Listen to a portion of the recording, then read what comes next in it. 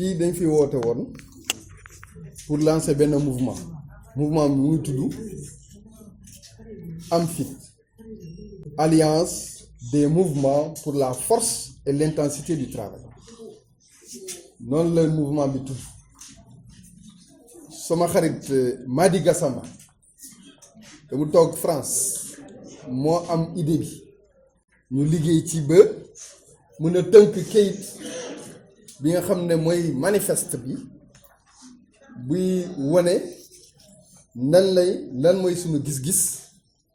ci wàllu koom sunu réew te li ñuy gis mooy koom bi dafa war a jaar ci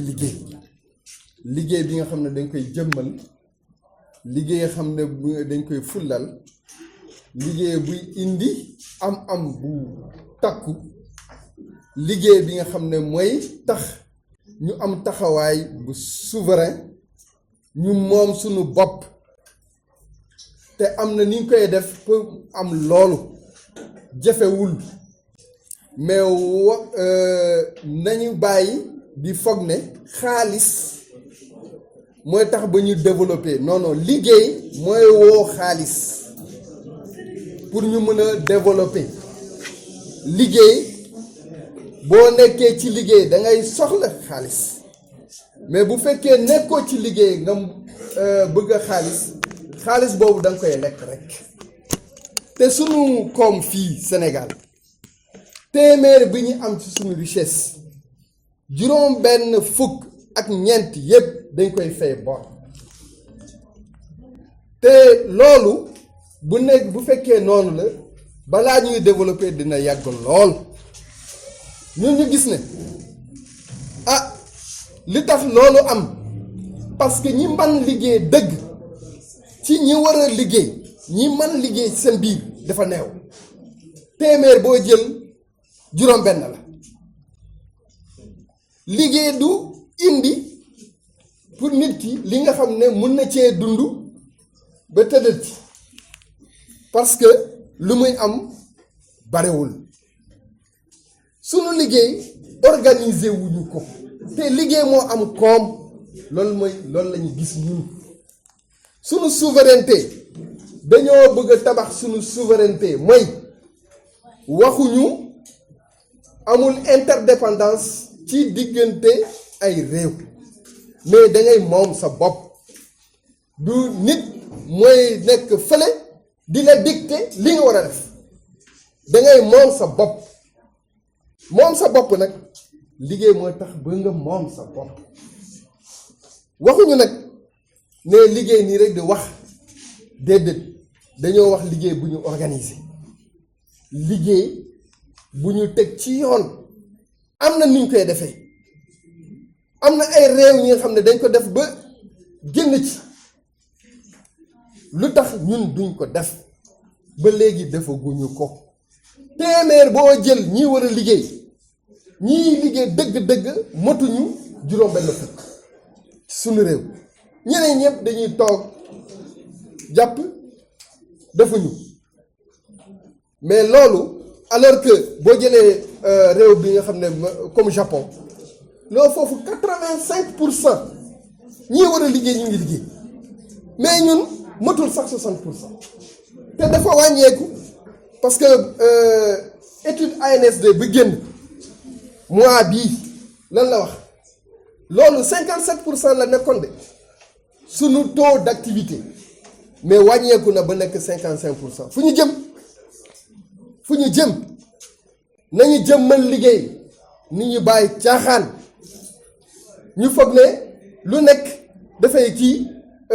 dañuy dem lebi bu ñu lebee ñu liggéey ci tuuti li ci bare dañ koy delloo seeni borom fay ci bor ñu nekk comme madame Tine nu mu ko waxee ñu nekk toujours à découvert. Non, il faut que ça cesse. Nous avons les moyens d'assurer notre souveraineté économique parce que nous avons des jeunes vaillants, nous avons des jeunes dignes te xale yi léegi dañoo bëgg seen réew boo leen gisee ni ñuy supporter équipe nationale macha allah nit ñi dañuy bëgg tekki nekk ci liggéey ñu foog ne les gens ne veulent pas travailler, les gens veulent travailler mais ils n'ont pas eu un cadre qui les met au travail. Alors en fait nekk na fii pour xelal pour doxal pour changer la situation dans notre pays une fois pour toutes, qu'on croit et qu'on prenne une fois pour toutes la résolution concrète, opérationnelle, engagée, lucide ne liggéey mooy tax ba ñu génn ci. alors lan ngeen a proposé ngir mën a jëlee ci situation bi nga xamante ne liggéey am xam nga liggéey nit ñi dañuy confondre bu ñu ne emploi mooy liggéey bi indi am loolu mooy emploi. Le travail qui génère du revenu, c'est ça l'emploi.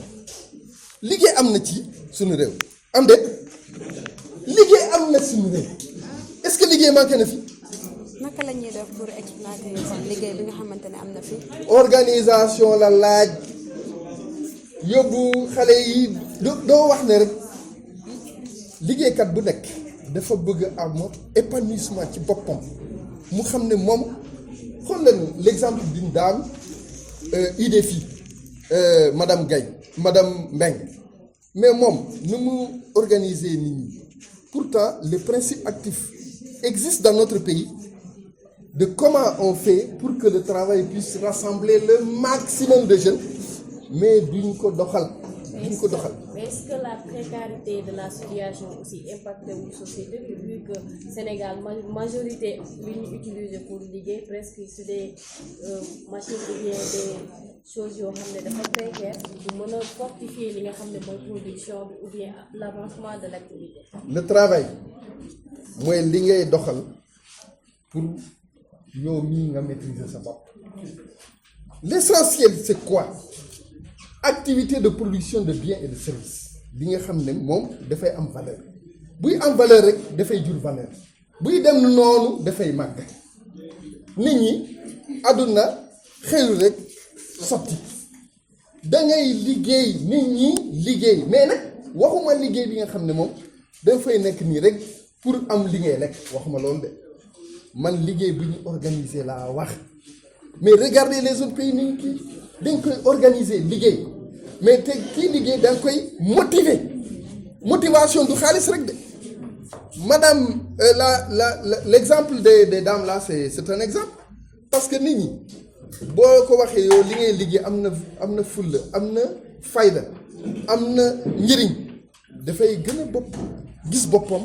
ci li nga xam ne moom dafay naan moi ça m'encourage à aller. Ce n'est pas seulement, il faut pas regarder ça, réduire ça seulement à la question de numéraire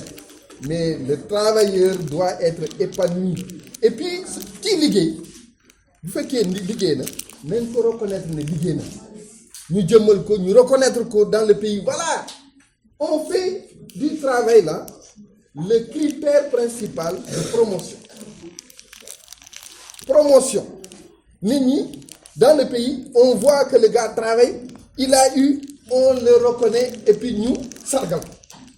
loolu day dem ba am doole. C'est comme ça qu'on construit le système. Mais il y a les systèmes économiques qui existent, l'agriculture, l'élevage, la pêche, etc. Il y a beaucoup de choses mais nit ñi dañuy jóg di liggéey mais balaa nga man dëgg-dëgg li ngay liggéey danga koy man boobu mooy qualification formation mais nit ki bu mënul formation madame Mbengue bu fekkee deful woon formation lan lay mën a liggéey ba génne lii xam nga moom dafa def formation après mu génne leneen ci xelam te formation mooy ko de moom moo ko génnee mais formation ci njëlbeen moo tax ba mu am taxawaay bi koy xelal toujours muy dem ci kanam.